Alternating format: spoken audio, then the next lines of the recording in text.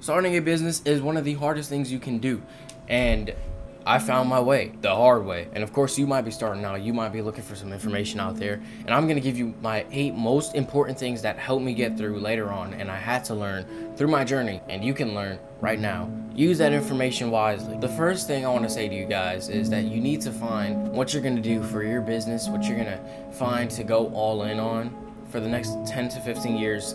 Find that thing now. You need to find something that you truly want to devote your effort into and really just put all of your energy into that, because your life is going to be devoted to that. The rest of your life is going to be devoted on that. You're going to put all your energy into that, and you're going to go all in on that thing. And if you pick the wrong thing, something that you don't like, something that you're not capable of staying with, then you've made the wrong decision. But that's okay, because you can always turn back, go back around and say, okay, let's go this way. Pick that thing now. Choose what you want to do. The best way of finding out what you want to do is by trying it out. Don't sit there and stall and say, should I go this way or should I go that way?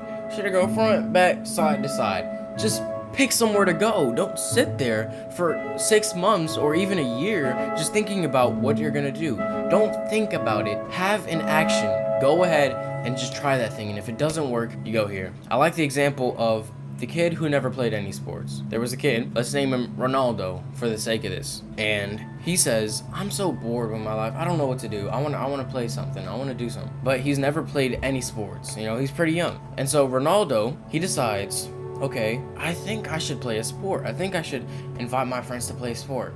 Oh, but I don't know how to play soccer. Oh, I don't know how to play baseball, American football. I don't know how to play any of these sports. I don't know how to do any of these things. I don't know how to play hockey. I don't know how to play this and that. Ronaldo ends up not playing any sports. And doesn't that sound like the guy who wants to pick business models and looks at all of them and says, why don't I just think about it and not actually do any of them? Oh, but I'm going to go research, business models after this. Let me go watch another 2-hour tape podcast on how I should join his courses online. You gotta pick something, and you gotta pick it now, because stalling will not help you get anywhere. Action is what actually gets you somewhere. The next thing I want to point out is that consistency is not actually what you may think it is. Now, when you hear the word consistency, what you might think is that, oh yeah, the streak. Constant days of just going ahead and following through with everything that you're going to do for constant days. For example, meditation. If you meditate for 100 days and you didn't mess up once, you didn't not do it once, that was consistent, right? Wrong. Consistency is not that. Consistency, for example, let's go to the gym. You're starting out as a teenager, and for a decade, maybe even 12 years of your life, you devoted yourself to going to the gym. 3,000, 4,000, 5,000 gym sessions. You've worked out for over 6,000 times even. And of course, maybe you're tired one day. Maybe you want to rest. Maybe you're sick a couple of days. Maybe you're injured a couple of days. And maybe for another day, maybe it's your birthday. Maybe you want to relax. Maybe you want to have fun. Maybe one day you go out to party. Did you lose the physique that you gained? Did you lose the muscle that you gained through that journey? No. But by your logic, you did. You're back on day 0. Consistency isn't the streak.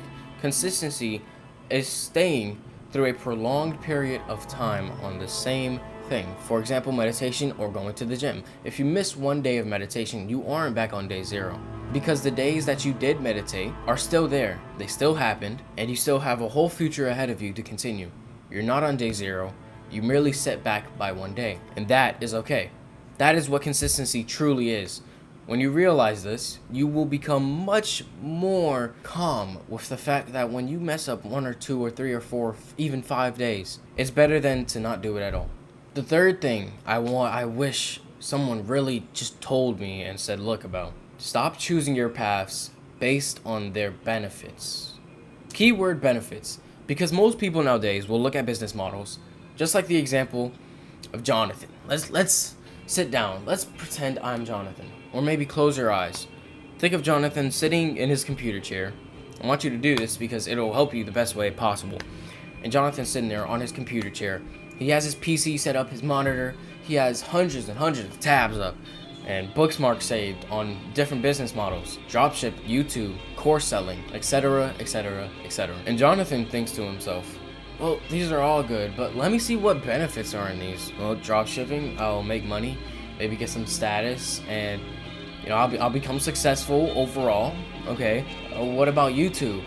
I'll be famous, make money, gain status, and I'll help people out. Yeah, those similar benefits. What about course selling? Yeah, I'll make videos and help people out, make money. The benefits are all the same, but when you look at the consequences, the cons of each and every business model, you will begin to realize that not every business model is for you. For example, dropshipping. Some people like to look at dropshipping and say, I don't like being the middleman. And some other people will actually say, yeah, well, I like dropshipping. I like to do this. I don't care if I don't really have a big purpose in life. I just want to make some money, be pretty rich and just transfer stuff for way cheaper from China to America, from the west to the east, from the east to the west. It doesn't matter what I do as long as I make some money. And that's sweet. You can do that. Go ahead. But by all means, that is not me, which is why I haven't chosen dropshipping. I'm not a dropshipping guy. Now, some people might look at course selling and they'll say, okay, that's pretty cool. I can make some money. I could get some benefits, but what are the cons? Well, I have to record long videos, and I have to figure out how to make a website, and I have to figure out how to promote it. But I don't feel like doing that. And you can be that type of person too. Now me, still experimenting on my 4th year of overall business knowledge, all right? This is the pro that you're looking at right here. He's still learning with you, but I'm giving you these things right now to learn on, to look at, to discover. That wasn't for me either, and it might be for you. Course selling could be for you. You just have to look at the cons. And then I looked at YouTube. What are the consequences of being a YouTuber? What are the consequences of being a content creator? Well, I could become famous, get a lot of status. Like, for example, if I'm on a date and someone comes up to me, whoa, are you Abel? Like, I watch your videos all the time.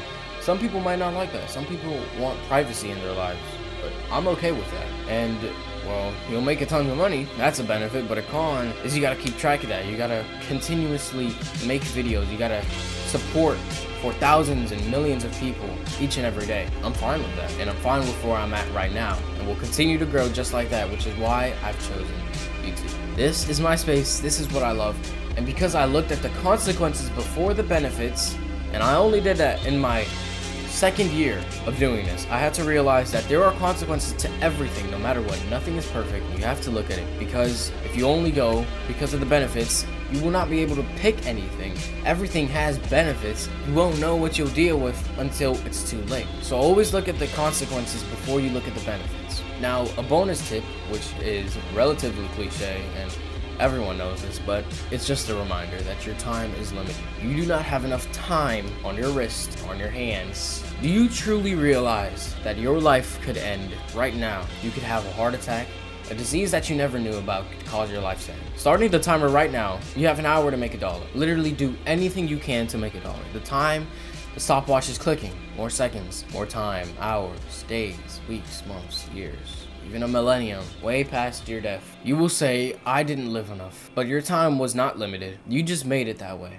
Your time is limited only because you let it be. When you let your time consume you, when you let your bad habits, when you let what has caused you to stay back seep into your brain, of course you don't have enough time to do this and to do that, because you blocked yourself from doing it in the first place.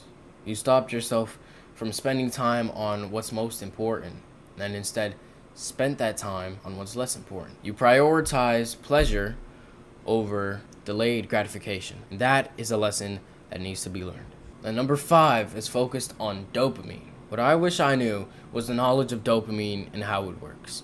And it can either help you or absolutely destroy you. And you gotta pick one of them. There's no gray. It's black and white. Dopamine can either help you or destroy you. And that is one of the most crucial things that anyone, even if they aren't starting a business, even if they aren't starting business models or doing anything in this space, dopamine in general is just a really, really scientific topic.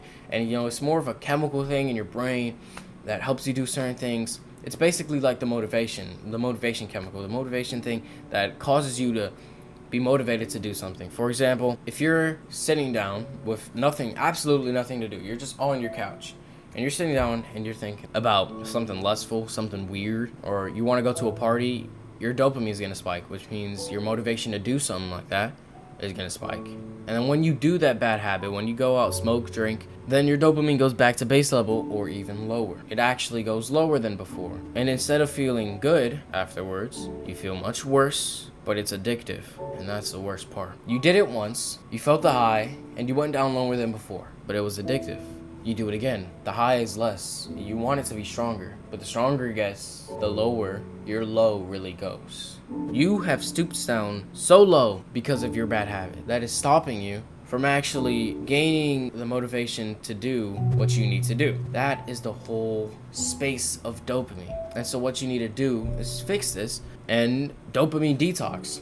And what a dopamine detox is to detox yourself from anything that gives you that sort of unnatural motivation to do something bad, and instead go outside, smell fresh air, ride a bike, or discover something new in your area. Like, for example, in a video game, when you look at the map, it's completely gray because you haven't discovered anything. And when you go into one named area, it's no longer gray, it's actually colorful because you've seen that area. Go out into the gray spaces of your life. Go out into those places and really discover things. Guide your mind away from social media. Guide your mind away from things that will raise your dopamine and make it lower than it was at the beginning. Because you want your baseline to be so high that you don't have to do any of those things. And instead, your attention span is just naturally drawn to things that actually help you. That is a real lesson that anyone can take, whether or not you're a business person. And number 6 is really, really strong. It's one that a lot of people struggle with, and it's one that I have to say plain and simple. Don't set your goals too high, at least in the beginning. Many people will set their goals to be way up high, Burj Khalifa high, and they are merely human sized. They are baby sized even. Their goal is at the tippy top of that building. And you know what's gonna happen? They're gonna end up climbing and climbing and climbing and climbing. But they're just a baby. They're gonna fall. They're gonna fall. And the fall will be so much greater because you not only didn't reach the goal, but of how high you went. Set your goals lower, at least in the beginning. Because after all, you are starting. It's as if you were a newbie in the gym and you want to bench 225. That's your big goal, but you have to at least reach the Empire State Building. So if the newbie actually tries to go ahead and bench 225 the second he goes into the gym, hello sir, let me get my membership. All right, he goes up to the bench and he gets choked out and he probably dies. Yeah, so bad idea making yourself choke out over the biggest goals possible, because at the end of the day, you're not going to complete them at the beginning. Remember, you can have as much ambition as you want. You can aim for the stars, but right now you have to focus on the baby steps. You are still in baby mode. You have to grow up from teen to adult to elder. You have to go through these steps and actually gain the knowledge along the way so you can get to that tippy top goal by the time it's been a decade. Because you don't have as much time as you think you do. Remember, you have limited time. Instead, what the newbie should be doing is actually starting out with the bar first, training himself day by day. First the 40-kilo bar, then add some weights, and some more weights, and some more weights. And maybe he hits a plateau, and then he keeps on pushing more and more and more until he reaches that big goal. And that is the beauty of patience and progressive overload. And it means something out of the gym as well. It means that when you start a business, when you start anything, you need to progressive overload yourself. You cannot add everything at once or else you will collapse. Now, number 7 is something that I already talked about previously in this video, and it's that you need to stop thinking about it and just do it. You know, Nike was right about something. You need to just do it.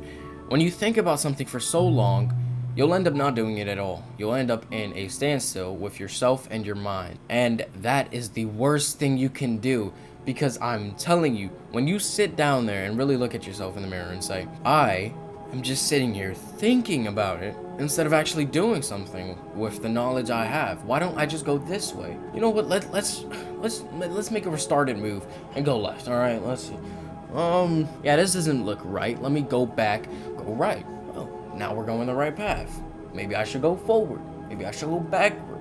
Maybe I should go this way, that way. Doesn't matter. Just make a move. Because the more you think about it, do you really end up starting? The man who starts out his journey, even if it was the wrong one for him, still learns more than the man who thought about it. Same way goes, the man who made $1 in that hour learned more than the man who thought about making that $1. Same goes with you. You have to stop thinking about it all the time. thinking is the one time, this is the one time you need to stop thinking and actually do something. The creator of Nike wasn't thinking about it. He thought about it, sure, for a short portion of time. Maybe that'd be years. And he actually started on his idea. If you don't ever end up starting, you've wasted most of your time. And you already don't have much time on your hands because, again, your time is limited. With that being said, I'd like to thank you guys so much for watching and sticking through with me for this video. I really enjoyed making it. And if you enjoyed it as well, make sure to leave a like and also comment what other type of videos I should make for y'all. Make sure to also subscribe to the channel because we are on the road to 200 subscribers. And I can't wait to see that number up on the big screen. We've got 200 people in our group. So grateful and thankful for you guys. And I will see y'all in the next one. Peace.